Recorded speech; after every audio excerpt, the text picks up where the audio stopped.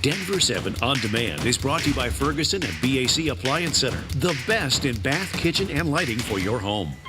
I'm Brian Sanders. And I'm Nicole Brady. Here's the latest from Denver 7. Collapsed concrete along a section of Highway 36 in Westminster is causing traffic headaches. Monday morning, we discovered the problem at Wadsworth is only getting worse. Denver 7's Jason Grenauer has the latest on this crumbling mess. What started as just that crack on Friday that people were driving over has now turned into a scene. It looks like the aftermath of an earthquake here along US 36. This is the reason why the closure is in place between Church Ranch Boulevard and Wadsworth. There is clay underneath this roadway, which over the weekend got moist. It eventually slid out, and that is what we are now left with. It's about 100 feet long, about 40 feet wide. CDOT says there is no estimated timetable for fixing it because as of this morning, the road was still shifting. We even saw at one point some dirt spilling out of the side of this as this is still a very active scene. CDOT says that it started as just something that they were going to stabilize, but then it got worse, much worse. We've kind of changed our approach from stabilization and a quick repair to doing a permanent fix. The scope has just changed. So the challenge is trying to actually start the fix here when you can't put too much weight on all of that because the ground, again, as of this morning, is still shifting. Crews here on scene tell me that they have cut the concrete and the rebar at that railroad bridge so it won't pull, but that does free up more ground to potentially continue to move. That is why, once again, CDOT has no timetable for opening any of this because they haven't really even started on a fix, at least as of this morning. Reporting in Broomfield, I'm Jason Grenauer, Denver 7.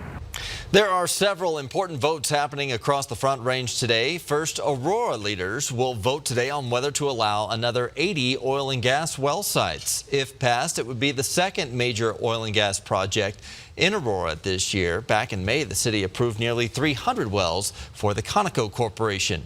The Denver City Council could vote on a major project along Pena Boulevard. If approved, parts of the road to DIA would go from 6 lanes to 9. Other sections would go from 3 to 5. That vote was delayed last week so the new city council members could weigh in. It would cost $93 million, with construction hopefully wrapping up by spring of 2022. Early this week, we may find out what the future holds for Columbine High School. To get you caught up, last month, Jeffco school leaders put out a survey asking if the school should be torn down and rebuilt. They say the fascination with the 1999 shooting has become a distraction, and they have concerns about security and the lack of controlled entry points. The last update from Jeffco said nearly 7,000 people filled out the survey. If enough of them were in favor of tearing down the building, the district could start public forums and put the proposal up for a vote. Tuesday, we may find out if Brighton city manager will be fired after being put on leave last week by the city council. Denver 7 was the first to break the news that the city of Brighton had racked up $70 million in water bill overcharges. City manager Philip Rodriguez uncovered the overages and last week brought his findings to police. After that, Rodriguez was put on leave during a city council meeting, and those leaders will vote on his fate Tuesday. A Fort Carson Green Beret killed in combat in Afghanistan is being remembered for his long and distinguished military career. Monday morning, Sergeant Major James Ryan Sartor's casket arrived at Dover Air Force Base in Delaware. Sartor died Saturday during combat operations in Afghanistan. He joined the Army just 3 months before 9/11 and has been deployed at least 7 times since then. The Pentagon plans to award him a Purple Heart and a Bronze Star posthumously. Sartor is the 3rd Fort Carson soldier to die overseas in just over a month. Lakewood police are still searching for the 2 men responsible for sexually assaulting a woman on an RTD train. Officers say it happened once the westbound train pulled into the Sheridan station early Monday morning. They say the men tried stealing the woman's purse, and when she chased after them, they pulled out a gun and assaulted her. We partner with RTD and ensure that we have adequate coverage for the trains and the stations in our city and make sure that the general public who are using these facilities are as safe as they can be. Police say they hope the many security cameras throughout the train station will help them track down the men responsible. Police are looking for a driver who shot at another driver in a fit of road rage in Loveland. They say a driver pulled out a gun and opened fire after another car merged recklessly on Eisenhower Boulevard. No one was hit. Police believe the gun used may have been stolen from another vehicle earlier that day and that the driver was also using a stolen vehicle. They're looking for that car. It's a gray 2017 Honda CR-V with license plate 281XEJ. Targeted immigration raids were supposed to begin on Sunday, but immigrant rights groups in Denver have not reported any roundups yet. ICE officials are going after undocumented immigrants who already have court orders for deportation. Denver 7's Micah Smith has more on how the raids are only just beginning. The Trump administration says they're targeting 2,000 people who have already been court-ordered to be removed from the country. Now, so far, we haven't heard about any raids happening in the Denver area. But in anticipation of mass deportations, a protest was held here at the Aurora ICE facility on Friday. The plan was to hold a candlelight vigil and allow community members who have and may be affected by deportations to speak. But organizers say a rogue group of people who had their faces covered took over the protest and began a violent rampage onto the private property here. You may have seen the viral images of what happened next. The group took down the American and Colorado flags and replaced them with the Mexican flag and anti-police flags. The district attorney and protest organizers condemn the acts and say they want whoever did this to be held accountable. It's not freedom of speech to trespass on land. It's not freedom of speech to take down an American flag or a Colorado flag that you don't own. Lawlessness is not freedom of speech. We definitely want to see that person or persons to be brought to justice and held accountable for their despicable and disgusting actions. District Attorney Brockler says prosecuting those responsible is complicated because it happened at a rented facility for a federal agency.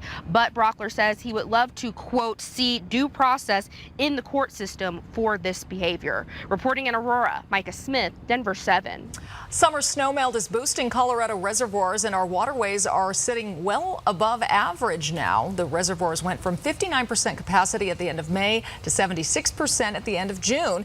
Now they are at 105% of their normal capacity. Statewide snowpack is more than 400% of normal, and as hot weather moves in, the snow will melt into lakes and rivers. And it will be melting fast out there. Lisa has a look at the extreme heat this week. It's great pool weather. I'll tell you what, you want to be in a cool pool this week. Right now we're looking at a gorgeous start to the day. This afternoon, mostly sunny to start, but then a few thunderstorms will develop.